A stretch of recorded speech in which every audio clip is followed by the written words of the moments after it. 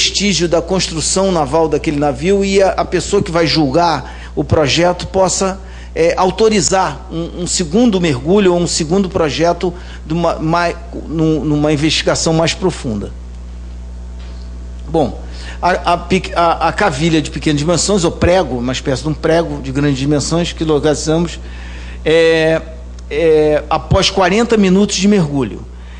E partimos desse ponto para investigar um outro naufrágio no mesmo dia, dentro da Baía de Guanabara, que era um naufrágio debaixo da ponte Rio-Niterói, que no mesmo dia fica no quarto vão da ponte Rio-Niterói, quem vai do Rio para Niterói, que ele está afundado na lama e seria ali um navio português do século XVI. Também não encontramos vestígios, encontramos um pouco de madeira, mas ficamos de voltar no local de novo. Quer dizer, a gente, se pudesse, no mesmo dia, a gente entrava aí em 3 pontos diferentes ou mais, para poder que cada mergulho rendesse mais. Bom, o trabalho em conjunto com as outras OMs, ou nós falamos órgãos militares, instituições civis, claro, poderá, até hoje isso pode acontecer, poderá trazer resultados positivos e colaborar com o enriquecimento do acervo náutico histórico e arqueológico do Brasil e do Rio de Janeiro, que nós trabalhamos aqui. Espera-se que esse trabalho possa ser útil para futuros pesquisadores e colaboradores dessa nova ciência.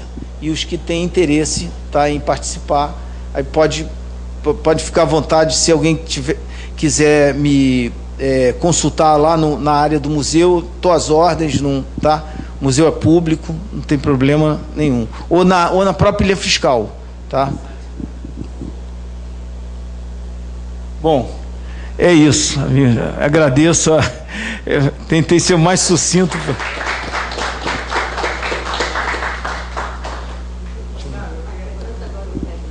Sim. Tá bem. Por favor, vou apresentar aqui para os senhores e as senhoras o nosso professor Renato Ramos, tá? Vice-diretor do Museu Nacional, que vai, por favor. Que é a professora Iara. Eu fazer pergunta? Não, você vai apresentar. Nada, não, só agradeço o convite, né, pela participação. Eu sou sócio do Clube de Engenharia, tento estar sempre presente aqui nas atividades e vim prestigiar aqui a apresentação do meu aluno. É um assunto que me interessa, da lâmina d'água para cima, né, dentro do barco, porque eu não mergulho no naufrágio nem pintado, né. Eu já pedi para ele me convidar para algum desses, mas eu fico no barco esperando subir com as peças, né. Eu sou de montanha, não sou de mar. E eu acho que eu estava conversando com o Nelson, que também foi meu aluno lá. A gente está agora com os interesses sobre cerâmica, e aí o Otávio me falou outro dia de um naufrágio no Santa Catarina, no navio de telhas, né? Isso é uma coisa bastante interessante, né? Isso devia ser uma coisa bem comum no século XIX, né? De transporte desse material para o Brasil, já na época da urbanização e industrialização. Eu não sei, eu perdi o início da palestra, eu não sei se você mostrou algum mapa de localização de naufrágio na Bahia, ou se estão pensando em fazer alguma coisa assim. Esse programa está sendo feito, idealizado um atlas. Nós já catalogamos lá no órgão que eu sirvo, que é a Diretoria do Patrimônio, mas essa listagem ela já existe desde 1980, que eram 1.500 naufrágios. Agora, a ideia é excelente, vai ajudar futuros pesquisadores a localizar, mas está sendo feito. Está sendo agora feito um acordo com a DHN de Niterói, para que eles possam plotar cada ponto. E tem a latitude e longitude do atlas de naufrágios. Agora, logicamente, os naufrágios por exemplo, não explorados, provavelmente não vão ser colocados.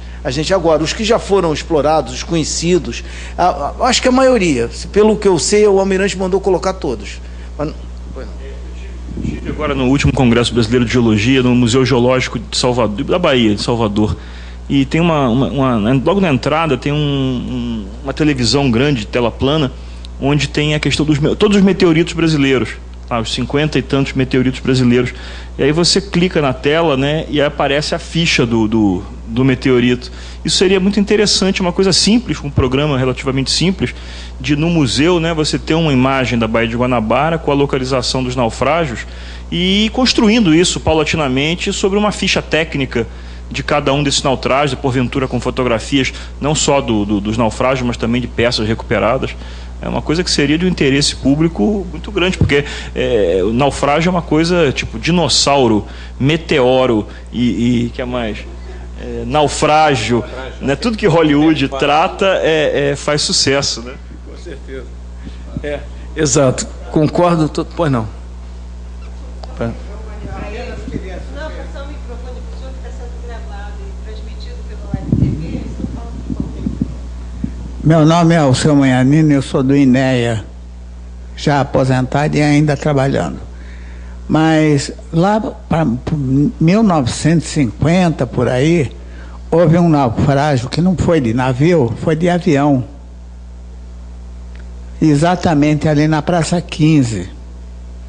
Esse avião, ele ia transportando garimpeiros, quer dizer, o pessoal que trata com garimpos, e ao decolar ele mergulhou praticamente ali em frente à Praça 15. Nunca mais houve notícia de coisa alguma. Quer dizer, o avião ainda deve estar lá. Seria um ponto interessante também, uma sugestão para que vocês do levantamento assinalassem isso.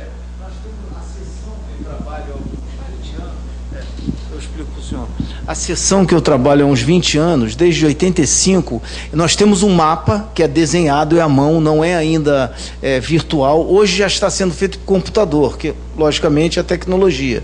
Então, como são quase 2.800 naufrágios, não acabou ainda, mas nós já tínhamos uns programas de computadores, como era o Access, que o senhor colocava, por exemplo, avião naufragado na Praça 15. Aí clicava, o programa de computador imediatamente devolvia e dizia o local, quando tinha sido, o ano. Nós já tivemos esse programa. O almirante da DHN, da navegação, e fechar o projeto. Porque eu mesmo levantei 1.500. A minha parte foi fazer o levantamento de 1.500 numa listagem, 1.650.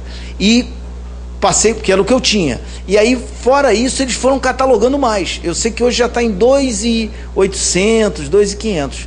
Agora, falta fechar. Só não fecha. Eu sei que tem 2 estagiárias trabalhando e 2 oficiais. Mas... Com certeza, com certeza. É porque antes, o senhor falou uma coisa também certíssima.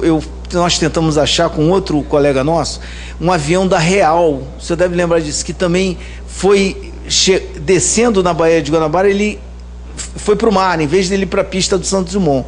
Então o neto de um dos tripulantes, um dos passageiros, que era um senhor, veio, nos procurou, virou oceanógrafo, para que nós tentássemos achar, porque o avô dele estava no avião. Então foi uma coisa, a gente ficou também comovido, não, vamos tentar achar. E realmente, esse outro comandante, que era um amigo nosso, já saiu, aposentou, ele serviu nos navios brancos, nos navios hidrográficos, e ele achou uma chapa de alumínio longa, que seria a asa. Só que é complicado, a gente, como não é um trabalho específico ali, a gente tem que ter uma saída no dia tal, dia 10 de dezembro, nós vamos sair para ver só. Não, a saída objetiva 3 objetivos diferentes no mesmo dia. Aí complica um pouco. E é uma questão de convencer, sensibilizar a autoridade para que ela faça isso. Isso, modestamente, eu consegui fazer. Tá? Aqui no Rio, na Laje do Xarel, como o professor Renato falou, né? Doutor Renato, e em Santa Catarina são 2 navios de telhas. Os navios eram carregados de telhas. Então a gente desce, é cheio de telha no fundo. Dá para fazer telha francesa, telha colonial, e em Santa Catarina também. Da superfície, ele não está muito fundo, dá para ver a mancha escura, que é o vestígio que o navio ficou. Agora, avião é uma coisa interessante. Eu, por acaso, mergulhei dentro de um, lá na Ilha dos Búzios, há muitos anos, que foi desmantelado, a aeronáutica desmantelou. A aeronáutica foi tirar e destruiu. Então, é uma coisa que... E a gente não pode se meter, fica um pouco, né? Mas, obrigado Pergunta muito legal. Posso verificar isso para o senhor, se eu quiser. Tranquilo, que é muito interessante. Bem em frente ali onde é a Paço Imperial.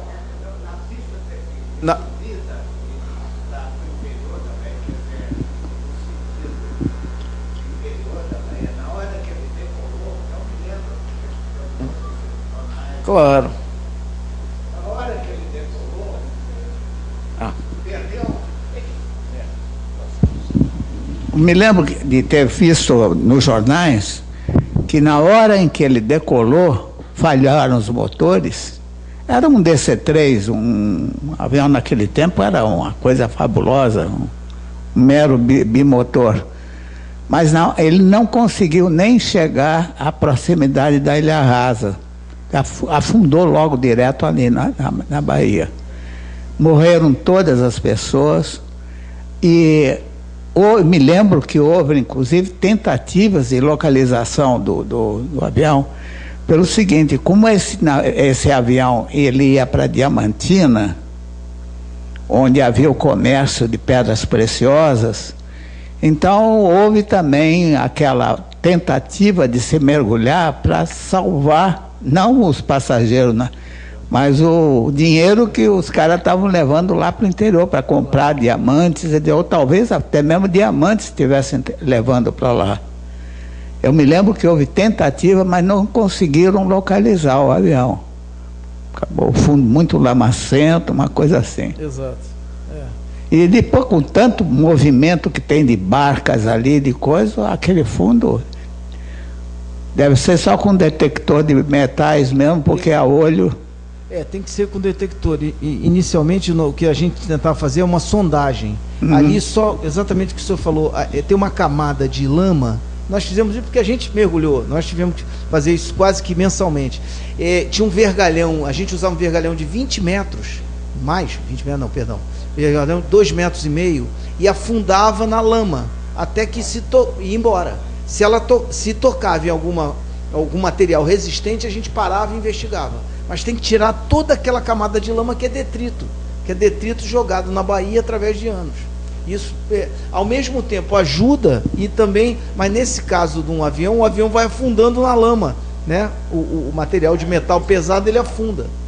E se esconde. É um pouco complicado, mas é interessante. Há muitos anos, eu acho que teve um de treinamento, isso foi sorte. Eu fui também num trabalho de arqueologia, e eles me levaram num avião que era um NAT-06, era um cabine dupla, que afundou na Ilha dos Búzios, no litoral de São Paulo. Aí a pessoa entrava dentro do avião, sentava na cabine e tinha a sensação que estava posado no fundo do mar. Muito legal. Mas ali era areia. Ali é fácil que ele ficou na areia. Depois soubemos que tentaram tirar e quebraram a asa, infelizmente. Mas aí não tinha nada a ver com... A gente não tinha relação com a operação. Nós íamos... Houve um outro fato também, só como lembrança, de 2 helicópteros da Marinha que desapareceram até hoje.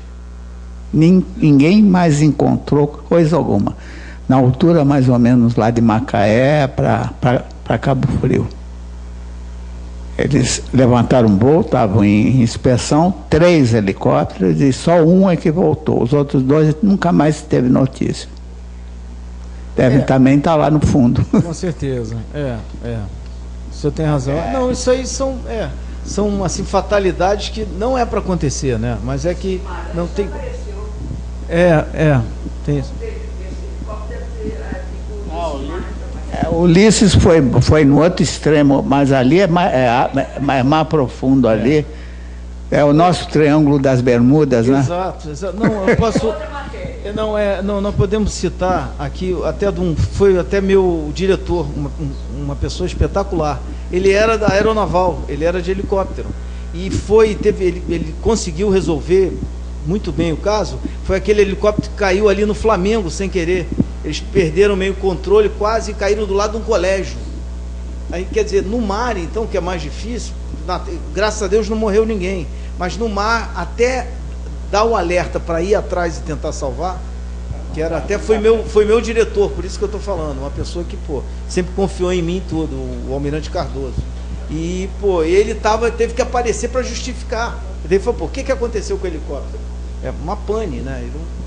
Realmente isso aí, aeronaves no fundo do mar não são muito comuns. Eu sei que tem uma na Ilha Grande, que viram pontos turísticos.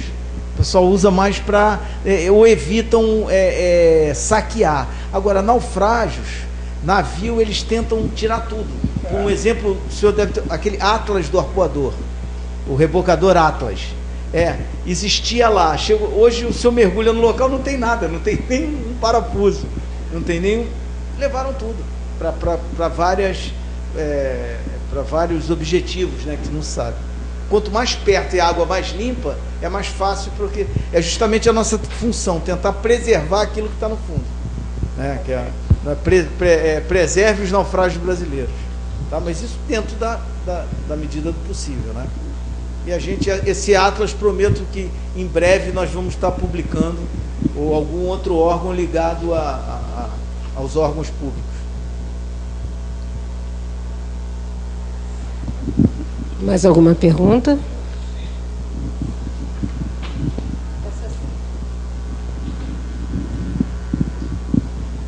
Em relação à Ilha Rasa, essa informação para mim novidade, de terem sido usadas placas de um naufrágio para a construção. A minha pergunta é que, considerando a estrutura de um navio, mesmo naquela época, rebites,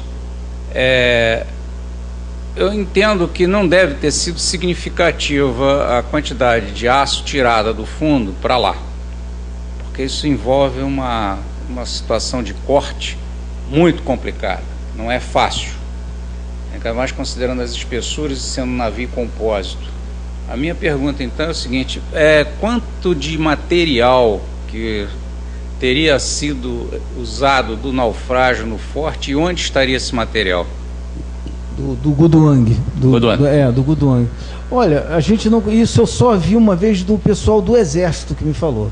Mas que até uma pessoa que nós conhecemos, quem comentou isso foi o próprio Adler, que é uma pessoa que tem interesse, não é muito da área de naufrágio, mas é um historiador. Então ele disse, como ele citou dois casos, um daquele canhão Krupp, que caiu no Forte Copacabana, que quando foi colocar, caiu no fundo do mar e retiraram, que pesava para 20 toneladas.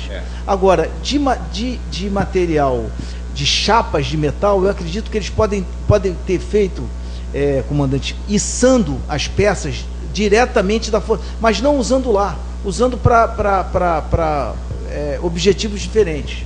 Mas o corte mesmo, para cortar é difícil. Eu acho que eles devem ter retirado o que estava solto, o que ficou solto por cima, né? Em cima o que pode ter sido desmontado ou já estava solto pela ação do próprio mar. Agora, as peças rebite e as soldas, eu acho que eles não tinham material para fazer.